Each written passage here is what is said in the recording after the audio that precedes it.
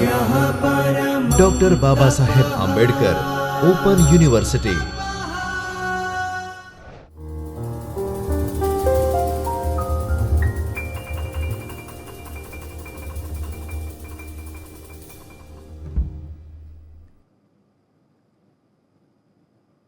Doctor Baba Saheb Ambedkar open યુનિવર્સિટીમાં આવેલ ચૈતન્ય સ્ટુડિયોમાંથી હું ડૉક્ટર બીના પટેલ આપનું સ્વાગત કરું છું.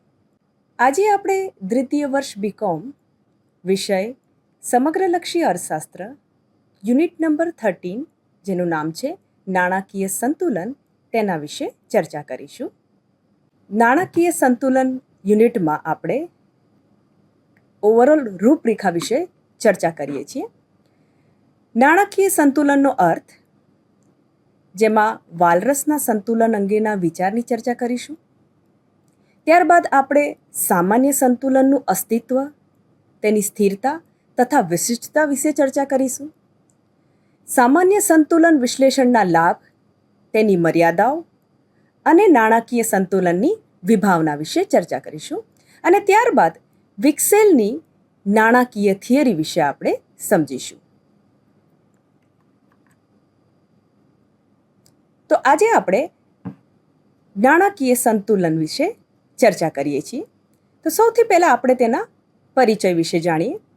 અર્થશાસ્ત્રમાં સંતુલન વિશ્લેષણ મહત્વનો ભાગ ભજવે છે. આર્થિક સ્થિરતા તરફ લઈ જનારા પરિબળો મોટા ભાગે સંતુલનલક્ષી પરિબળો કહેવાય છે. પણ સ્થિરતા અને સંતુલન બંને જુદા જુદા ખ્યાલો છે. સંતુલન સ્થિર પણ હોઈ શકે છે અને અસ્થિર પણ હોઈ શકે છે. પ્રશિષ્ટ અર્થશાસ્ત્રીઓ દ્વારા સ્થિર અર્થકારણની વ્યાખ્યા કરવામાં આવેલી હતી. આના અર્થકારણમાં આર્થિક સંબંધો કેટલાક પરિબળો પર આધાર રાખે અને આ પરિબળો આંતર સંબંધિત હોય છે. એટલે પ્રશ્ન એ ઊભો થાય છે કે આવા આર્થિક સંબંધોના સ્થિર સંતુલન જ શક્ય બને તો પછી નાણાંના પરિમાણમાં થતો વધારો કે ઘટાડો આ વાસ્તવિક સંતુલનમાં કોઈ ફેરફાર ન કરી શકે? આ પ્રશ્નના જવાબ પ્રશિષ્ટ અર્થશાસ્ત્રીઓ નામાં જવાબ આપે છે. પ્રશિષ્ટ અર્થશાસ્ત્રીઓ પ્રમાણે નાણું એ માત્ર વિનિમયનું માધ્યમ છે અને અર્થકારણમાં વાસ્તવિક આંતર અવલંબનમાં કોઈ પણ અવરોધ ઊભો થતો નથી. જો નાણાંના પરિમાણમાં વધારો કરવામાં આવે તો વસ્તુઓના ભાવો પ્રમાણસર રીતે વધે છે, પરંતુ વસ્તુઓના સાપેક્ષ ભાવોમાં કોઈ ફેરફાર થતો નથી. આમ નાણાકીય વધઘટની અસરથી વસ્તુઓના સાપેક્ષ ભાવ સંબંધો અલિપ્ત રહેતા હોય છે. આવા અર્થતંત્રમાં નાણાકીય ઘટનાઓનું કોઈ મહત્વ હોતું નથી. વાસ્તવિક ઘટનાઓ જ મહત્વનો ભાગ ભજવે છે. આવા સંજોગોમાં આર્થિક સ્થિરતા, સાપેક્ષ ભાવ સ્થિરતા સૂચિત થશે. આમ નાણાકીય સંતુલનનો પ્રશ્ન ઊભો થતો નથી. હવે આપણે નાણાકીય સંતુલનનો અર્થ સમજીએ. નાણાકીય સંતુલન એટલે એવી પરિસ્થિતિ જ્યાં ચોક્કસ કિંમતે નાણાં માટેની માંગ અને નાણાંના પુરવઠાને બરાબર હોય છે. એટલે કે નાણાંના પુરવઠામાં નાણાકીય આધાર અને ક્રેડિટના વિવિધ સ્વરૂપો બંનેનો સમાવેશ થાય છે. નાણાકીય સંતુલનમાં નાણાકીય વ્યવહાર સરળ બનાવવા માટે નાણાકીય વ્યવસ્થા ઘણી ફાયદાકારક છે. નાણાકીય સંતુલનનો ખ્યાલ મૂળભૂત રીતે યુરોપિયન છે. આ સિદ્ધાંત પર મોટા ભાગનું કામ સ્વીડિશ, બ્રિટિશ અને ઓસ્ટ્રિયન અર્થશાસ્ત્રીઓ દ્વારા કરવામાં આવ્યું છે. નાણાકીય સંતુલનનું માળખું કેટલીક રીતે ક્લાસિકલ એટલે કે પ્રશિષ્ટ મોડેલથી અલગ નથી. પ્રશિષ્ટ અર્થશાસ્ત્રીઓને મૂળભૂત રીતે 3 મુખ્ય ખ્યાલો, જેમાં સેના બજારનો નિયમ, નાણાંનો પરિમાણાત્મક સિદ્ધાંત અને વ્યાજ દરની ભૂમિકા છે. નાણાકીય સંતુલનનો અર્થ એ સેના નિયમ પ્રમાણે પુરવઠો પોતે જ પોતાની માંગ સર્જે છે. એમની દલીલ હતી કે બજારમાં વસ્તુઓના વેચાણથી પુરવઠો ખરીદવા માટે જરૂરી આવક થાય છે. આમાં સરકારની દખલગીરીની આવશ્યકતા નથી. આ નિયમની નાણાકીય સંતુલનમાં સૌથી સચોટ અભિવ્યક્તિ મળે છે. નાણાકીય સંતુલનમાં ઉત્પાદન ખરેખર માંગનો સ્ત્રોત છે, પરંતુ જો નાણાંની માંગ વધારે હોય તો આવું થતું નથી, કારણ કે આ અસરકારક માંગમાં પરિણમતું નથી.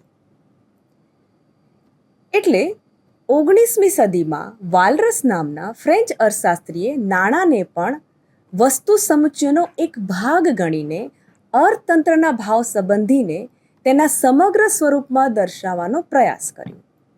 આ પ્રયાસ સંતુલન સિદ્ધાંતના આજ દિન સુધીના વિકાસનું પ્રથમ સોપાન છે. વાલરસે વાસ્તવિક અર્થકારણના વિભાગને તેના નાણાકીય વિભાગ સાથે સંકલિત કર્યો.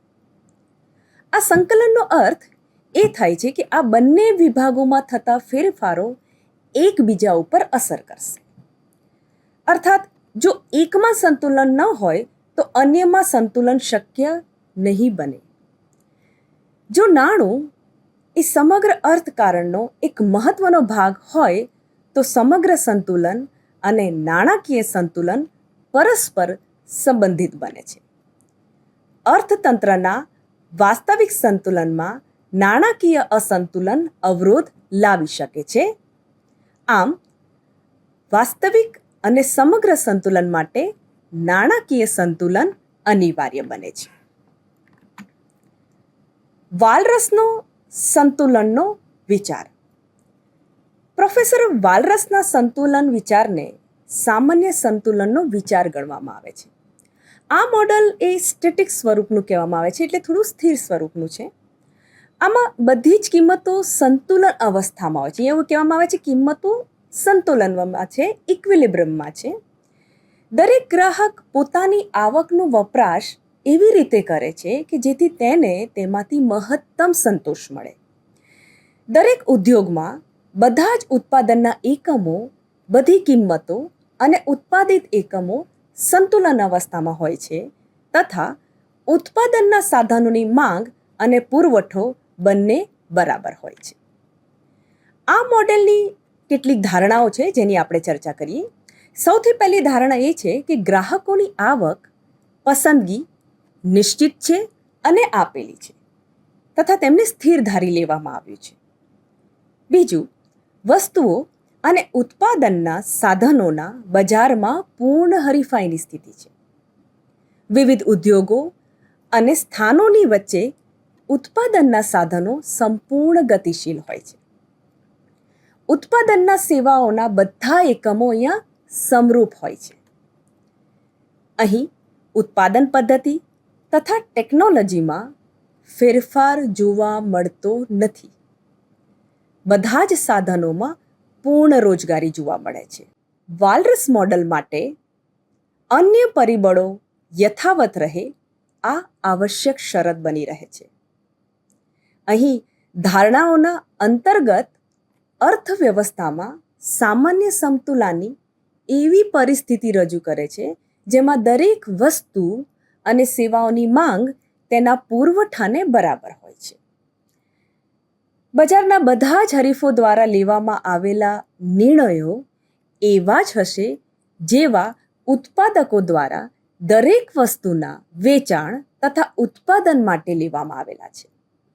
ખરેખર બજારમાં સામાન્ય પરિસ્થિતિ ત્યારે જ પૂર્ણ થાય છે જ્યારે વસ્તુઓ અને સેવાઓની ખરીદી અને વેચાણના નિર્ણયો સમાન હોય છે.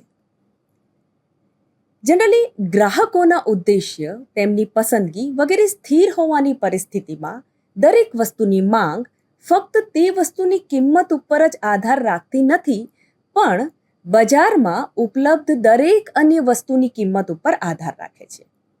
આમ દરેક ગ્રાહક બજારમાં પ્રચલિત કિંમતોના સાપેક્ષમાં પોતાના કુલ વપરાશને મહત્તમ કરે છે. આનો અર્થ એ થાય છે કે વસ્તુઓના સીમાંત વપરાશ તેના કિંમતોના ગુણોત્તર હોય છે.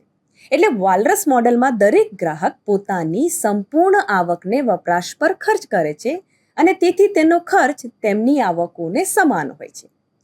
તેની આવક તે કિંમત ઉપર આધાર રાખે છે, જેના પર તે ઉત્પાદક સેવાઓનું વેચાણ કરે છે. બીજા શબ્દોમાં કહીએ તો એક વપરાશકર્તા પોતાની ઉત્પાદિત સેવાઓનું વેચાણ કરીને આવક મેળવે છે. આમ વપરાશકર્તા માટે વિવિધ વસ્તુઓ માટે માંગ તેમની કિંમતો અને સેવાઓની કિંમતો ઉપર આધાર રાખે છે. આનાથી સ્પષ્ટ થાય છે કે વસ્તુઓ અને સાધન સેવાઓની કિંમતો સાથે સાથે નિર્ધારિત થાય છે. દરેક વસ્તુની બજાર માંગ મેળવવા માટે માંગનો સરવાળો કરવામાં આવે છે. જો કે દરેક ગ્રાહકની માંગ અને વસ્તુઓ અને સેવાઓની કિંમત પર આધાર રાખે છે. આમ તેની બજાર માંગ અને સંપૂર્ણ કિંમતો ઉપર આપણે આધાર અહીં રાખવામાં આવે છે એવું આ મોડેલ આપણને દર્શાવે છે. હવે આપણે ચર્ચા કરીએ માંગ બાજુ. કોઈ પણ વસ્તુની માંગ તે વસ્તુની કિંમતનો વિધેય હોય છે. અહીં કિંમત એ સ્વતંત્ર ચલ છે, જ્યારે માંગ એ નિર્ધારિત ચલ છે. જો દરેક વસ્તુની માંગને D1, D2, D3 અને Dn દ્વારા દર્શાવવામાં આવે તો દરેકની કિંમત નહીં આપણે P1, P2, P3 and Pn દ્વારા દર્શાવવામાં આવે તો દરેક વસ્તુ માટેનું આપણને જે સમીકરણ મળે છે તે આ પ્રમાણે આપણે જોઈ શકાય છે. અહીં માંગ એ કિંમતોનું વિધેય છે, જેને આપણે અહીં ઇક્વેશન્સ દ્વારા જોઈ શકીએ છીએ. અલગ અલગ જે માંગ દર્શાવવામાં આવી છે, D1 that is the function of price, એટલે P1, P2, P3 એવી રીતે અલગ અલગ પ્રાઇસ છે. Pn A n number of price દેખાડે છે. એટલે દરેક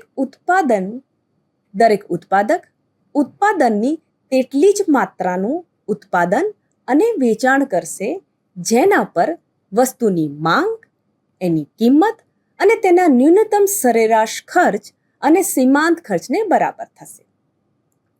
દરેક ઉત્પાદક પોતાના નફાનો પ્રચલિત સાધન કિંમતોના સાપેક્ષ વિવિધ ઉત્પાદક સેવાઓની માત્રાઓને એવા ગુણોત્તર અને માત્રાઓના પ્રયોગ કરતા મહત્તમ કરે છે. ઉપર આપણે આ જે સમીકરણ સમજ્યા એવી જ રીતે આપણે પુરવઠાના પણ સમીકરણની ચર્ચા કરીએ છીએ.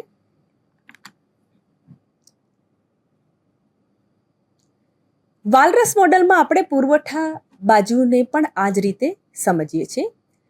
વાલરસ મોડેલમાં સામાન્ય રીતે સંતુલનની પરિસ્થિતિમાં વસ્તુઓના માંગ અને પુરવઠાની સાથે સાથે ઉત્પાદક સેવાઓની માંગ અને પુરવઠાની સમાનતા જરૂરી છે. ઉત્પાદક સેવાઓની માંગ ઉત્પાદકોથી થાય છે તથા પુરવઠાની ગ્રાહકો તરફથી.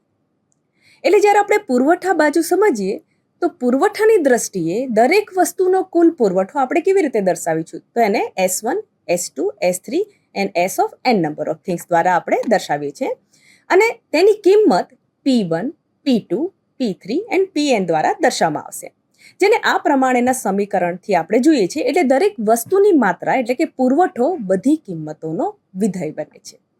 એટલે S1 is the function of P1, P2, P3 and Pn એટલે કે n નંબર ઓફ પ્રોડક્ટ્સ. તો આ આપણે S1, S2, S3 અને Sn એ પુરવઠા વિધેય છે જે કિંમત પર આધારિત છે. તો ઉપરના સમીકરણમાં એવું દર્શાવવામાં આવ્યું છે કે પુરવઠો અહીં નિશ્ચિત છે અને સ્થિર છે.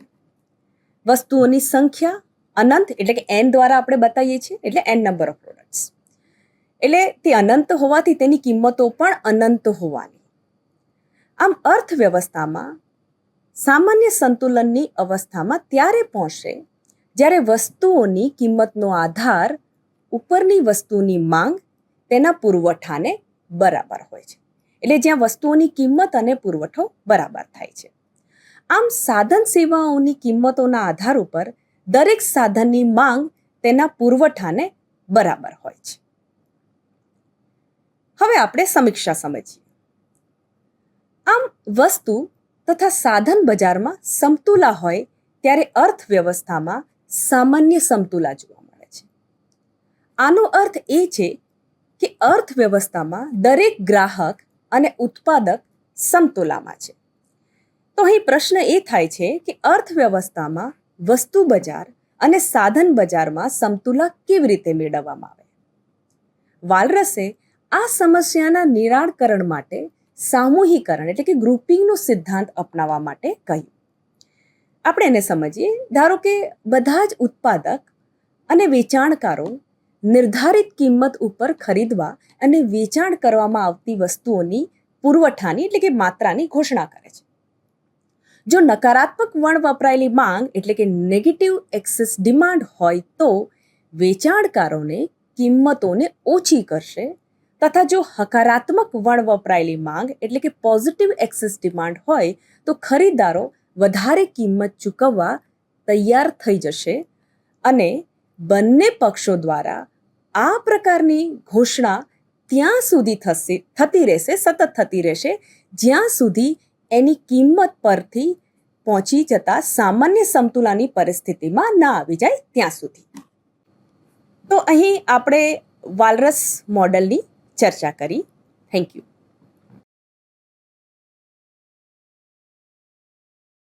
स्वाध्यायः